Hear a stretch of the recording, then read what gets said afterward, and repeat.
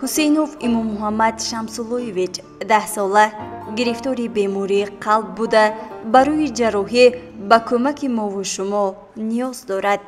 моҳи шарифи рамазон моҳи савобҷӯиву моҳи хайр аст.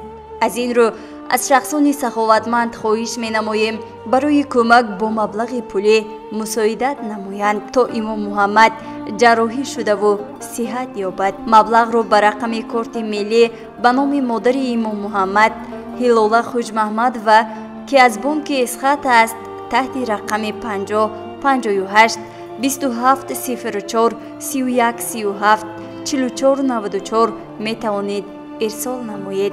ҳамзамон метавонед бо рақамҳои телефони 92 856 56 34 ва 550 55 56 34 бо модари имом муҳаммад дар тамос бошед ва тавонед кӯмаки худро расонида. набояд фаромӯш кард ки як амали хайри мо метавонад ҳаётеро наҷот бахшад. пас биёед бетаваҷҷӯҳ набошем.